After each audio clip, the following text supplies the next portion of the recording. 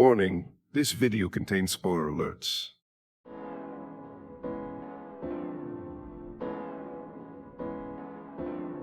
In this series, we'll be looking at every movie in the Godzilla franchise, from 1954 to 2024, and learn about the many monsters who were introduced. The Godzilla franchise comprises of 33 official Japanese movies, 5 official US adaptations, and 5 other movies for Rodan and Mothra. For those not familiar with the events and characters in the franchise, this series will help you get familiar with them. Now for the 6th movie of the franchise, Invasion of Astro-Monster, 1965. It starts by showing a spaceship heading to a new planet discovered beyond Jupiter. 2 astronauts, Fuji and Glenn, contacted the World Space Authority to report their coordinates and distance traveled. They were heading to the new planet, Planet X. Fuji sent a message with the professor to tell his sister, Haruno, not to do anything foolish when he was away. Haruno said that her brother did not understand her at all, treating her like a child, and being unreasonable. Dr. Sakurai wanted to know if there was someone she liked that her brother did not approve of. She told that there was and that he was an inventor, Tetsuo. Tetsuo was working on something that was making noise and his mother told him to be quiet before he woke the baby. He then got a phone call about a contract.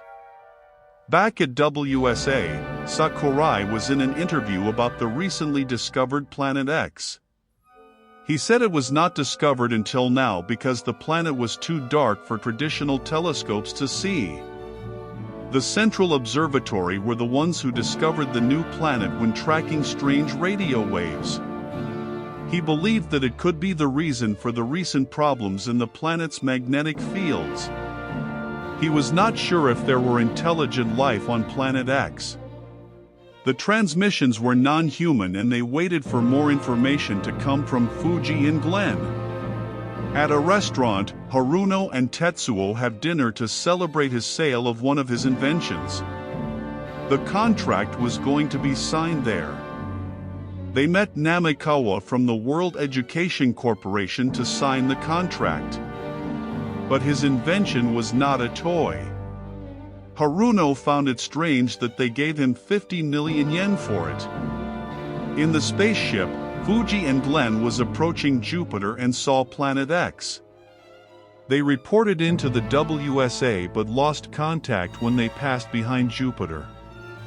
Fuji and Glenn prepared to investigate the new planet and noticed that the temperature was warm despite being so far away from the sun. The rocket landed on Planet X and detected no radiation on the outside. Everything seemed fine when they stepped outside. When Glenn used the telemeter, it showed that Planet X had 2/3 the gravitational force of Earth's and the atmospheric pressure was 1/2. Fuji then came across some strange golden lightning when he was going to place the flag down. He stuck the flag into the ground but discovered footprints that looked human. Fuji tried to tell Glenn, but there was no answer.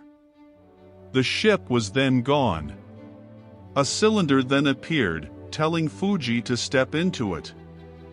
Fuji wanted to know who they were and they said that they were the inhabitants of Planet X. They shot a laser beam at Fuji to get him to listen and told him that Glenn and the ship were already inside. Fuji then went inside.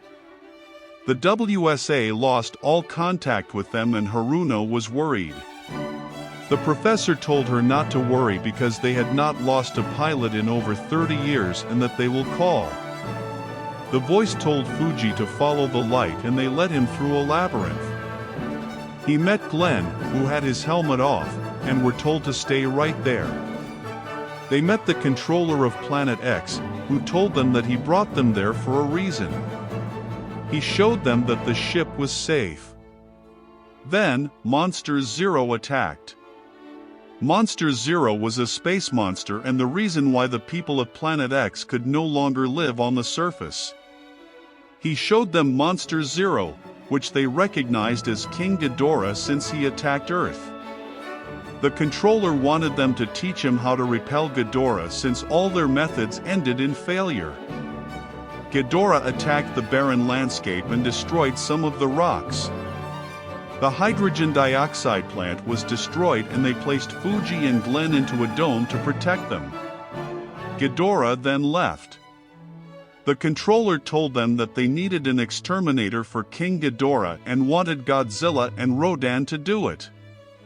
Fuji and Glenn did not know where Godzilla and Rodan were and had no way of capturing and transporting them to Planet X.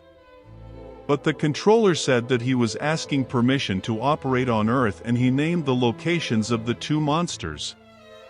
He said that as a reward for helping them they would give Earth the cure for cancer.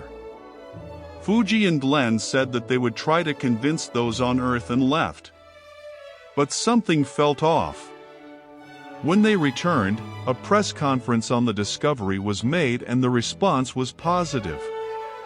The military sent out a unit to see if Godzilla and Rodan were really where the controller said they were be. Tetsuo went to the company he signed the contract with to find out about his invention, but he heard it was still being examined. He wanted to meet with the boss but was turned away. The boss burnt the plans for the invention. Tetsuo and Haruno went to see Fuji, and Glenn was with him to meet someone. They remembered the damaged H2O plant and wondered if they could really trust the people of Planet X. Tetsuo and Haruno then arrived. They sat down by a table and Fuji asked Tetsuo about his sale on his invention. But Tetsuo was not paid anything yet. Fuji thought that Tetsuo did not have what it took to give Haruno a happy life. Glenn went to meet his date and Haruno left Fuji and Tetsuo alone together. A long awkward silence later, Haruno came back and saw that Namikoa was Glenn's date. Tetsuo saw that he was lied to and Fuji left. At the lake, radiation levels were rising and Godzilla was confirmed to be at the bottom of the lake. Glenn took Fuji on a drive towards the lake and they talked. Glenn said that he saw the controller of Planet X in his room when he woke up last night, and that he mentioned that all preparations were made and not to worry about anything. They realized that they made a bad choice about putting any trust in Planet X. Glenn thought that because Planet X has no water, they wanted to move to Earth and take over. They went to investigate the bungalow Glenn and Namikoa stayed in last night. When they arrived to the town, they were stopped by some soldiers and were led to the lake. Fuji told them that they had to investigate the bungalow, but the soldiers showed them what was happening inside the lake. There was something glowing and moving around in the water and they knew it was Godzilla. But then two flying saucers rose from the water and a third was found in the morning. A crowd of people came to the lake to see the flying saucers and one of them landed on the shoreline of the lake. The controller and 4 others came out of the ship and said that their friendship will benefit each other and bring galactic peace. He said that if they did not hit inside the lake and kept waiting for permission, Godzilla and Rodan would have caused damage to Japan. Dr. Sakurai wanted to know how they planned on moving Godzilla and Rodan. The controller said that he would use a nuclear field unknown to the people of Earth to capture them and use their technology, the flying saucers, to transport anything of any size through space. One of the flying saucers then flew away and headed to where Rodan was. The flying saucer at the lake then struck the water with lightning and pulled Godzilla out of the lake. Everyone looked on in shock as Godzilla was trapped within a sphere. The other flying saucers zapped the side of the mountain and did the same to Rodan. They held both Godzilla and Rodan over the lake, showing everyone that they captured them. Sakurai, Fuji and Glenn then left with the controller. Haruno said goodbye to her brother, but Tetsuo went to follow Namikoa. Inside the ship, Sakurai was surprised that the ship was being controlled by a small device that used the controller's brainwaves to function. The controller said he could do the same with plants and animals. The flying saucers then left the planet. He demonstrated how their mode of transportation was more smoother and efficient compared to the rockets on Earth.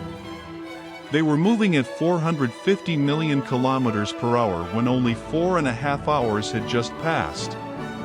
They were restricted to 1/10 the speed of light, but their goal was to travel at the speed of light.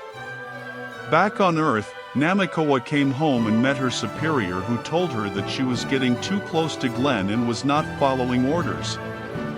This was an order from the controller. Tetsuo snuck on board a boat and got onto the island Namekoa was staying on. Tetsuo went onto the island, towards the house to speak to her, but fell through a trap door at the front door. Fuji and the others arrive on Planet X and they headed underground to observe Godzilla and Rodan, who were released on the surface. A few of the natives went to collect the water using suction tubes since water was a rare commodity to them. But then Ghidorah came, causing them to hurry. They shot a ray at Godzilla and Rodan, freeing them from their spheres. Godzilla and Rodan started to fight Ghidorah, throwing rocks and blasting atomic energy at him. Godzilla jumped at Ghidorah, but Ghidorah got airborne and flew away. When the fight was over, Glenn and Fuji were gone. They went to look around for what the controller's real intentions were and got cornered in the hallway. They escaped through one of the tubes and found themselves in a room filled with gold. Then they saw Namekoa walking by and another that looked just like her. They tried to leave but were surrounded. They were taken to the controller and shared what they learnt. They were spared since they were guests and they were given the code for the cure for cancer. They then left on a ship similar to the rocket they first visited the planet with. They saw Godzilla and Rodan looking at them resentfully for leaving them on Planet X, and Fuji wondered if they were doing the right thing. But Sakurai did not find anything wrong with leaving them there after all the trouble they caused. Godzilla and Rodan watched them leave, but they also wanted to go back home. Back on Earth, Haruno went to meet Namekoa about Tetsuo, who she had not seen in a while. Tetsuo was locked in a cell. The controller contacted the spies and told them to begin the next phase of the plan. Sakurai, Fuji and Glenn returned to Earth with the cure, but the tape was just the controller's declaration of dominance over Earth. This caused a divide and violence between those who wanted to accept the terms and end things peacefully and those who vowed to fight Planet X. Glenn went to find Namekoa and saw her in the uniform that Planet X citizens wore. She was a native sent to spy on him, but her feelings for him were real.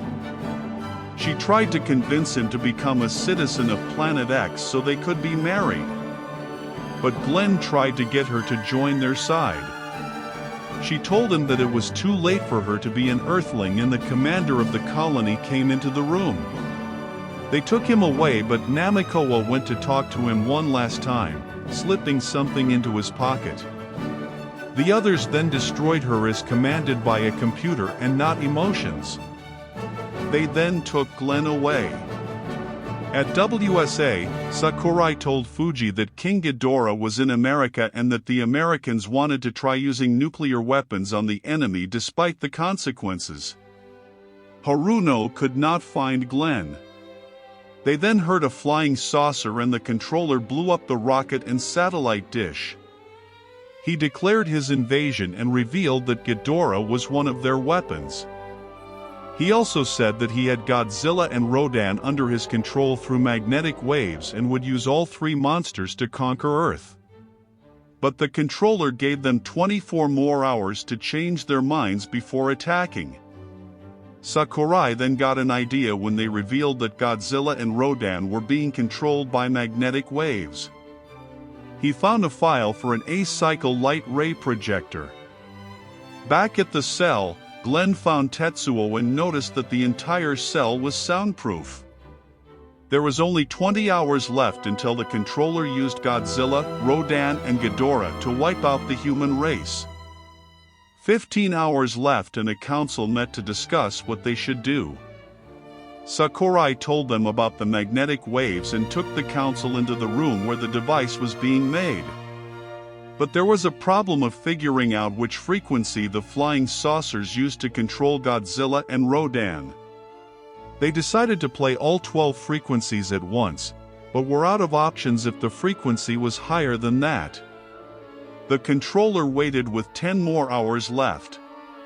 Glenn and Tetsuo were still inside the cell and they found the note from Namikawa about a frequency that could destroy all the machine people of Planet X. Tetsuo then realized why they bought his invention. When they tried it, the guards turned into a nervous wreck, giving them the opportunity to escape and locked the guards in the cell. They escaped from the island with the boat, but a flying saucer destroyed it. However, Glenn and Tetsuo were hiding underwater at the edge of the pier. They then swam back to the mainland with 5 hours left for the attack to begin. They made it back to WSA and told them about the transmitter. But despite having only 3 hours left, the controller decided to attack after finding out that something was wrong. They sent Godzilla and Rodan to attack a town and the military moved in to stop them. But the flying saucer was targeting all the moving vehicles. Godzilla destroyed most of the town and set part of the forest on fire. The controller decided to have Ghidorah begin his attack too. A mass evacuation started when Godzilla and Rodan moved into the city, and Ghidorah joined in as well. The city was being destroyed by Godzilla and military weaponry did not seem to work on him. Rodan used the force of the winds made by his wings to tear the city apart. Ghidorah used his lightning to destroy the buildings. Parts of the city were left on fire. At a broadcast station, an emergency broadcast was made, telling everyone that the sound they were going to hear was not a mistake and that they should turn the volume all the way up. After the frequency started, Tetsuo and Glenn went to Mikor Island. When the frequency was broadcasted, the controller's ship went out of control and slowly began to leave. Fuji and the military unit he was with followed them. The mobile light ray projectors were in place and the frequency was projected at the flying saucer the controller was using to get to the island. The military then fired at the house on the island while projecting the frequency there too. The light ray projectors were then used on Godzilla, Rodan and Ghidorah, causing the flying saucers controlling them to flee. They were left in shock and collapsed shaking. The flying saucers were destroyed along with the house and the controller was defeated. Godzilla then regained his senses and kicked a rock at Ghidorah. Then he smacked Rodan with his tail. Godzilla and Rodan began fighting Ghidorah and the military decided to retreat. Ghidorah kept Godzilla and Rodan away with its lightning, but Godzilla tackled him to the ground and they both rolled down the slope and into the water. They caused a wave that knocked a house down. Glenn and Tetsuo joined them and saw Ghidorah fly out of the water. Ghidorah flew away but there were no signs of Godzilla and Rodan. But they knew that Godzilla and Rodan were not dead. Okay. First off, let me start by saying there is only a certain type of Godzilla movie that I do not like, and that's when it involves aliens. We all know that Ghidorah is from space and that's fine. It shows that the universe is bigger and life exists off-planet. Watching the movie really made me feel stressed out, though. But not as stressed out as the Killock did in Destroy All Monsters, 1968. Invasion of Astro-Monster, or Godzilla vs. Monster Zero, introduced us to the Zillions, residents of Planet X who only operate and make decisions based on numbers and figures alone. Such a robotic way of life. They formed a peaceful bond with the humans in exchange for something, in this case Godzilla and Rodan, for a cure for cancer. It turned out to be fake and they lost their protectors to the enemy. The humans fight back and get rid of the aliens. Classic alien tactic. But what I did not like was when they willingly left Godzilla and Rodan on Planet X, not caring about them at all, and then waited until the Zillions came to invade to worry about them. That's just cruel. No wonder Mothra had a hard time convincing Godzilla and Rodan to help protect the humans from Ghidorah in the previous movie. This aspect of the story introduces the Zillions and Planet X. In the next movie, we'll be introduced to Abira, a giant lobster kaiju. Godzilla isn't the only monster of the sea. Be sure to like and subscribe for more. Until next time.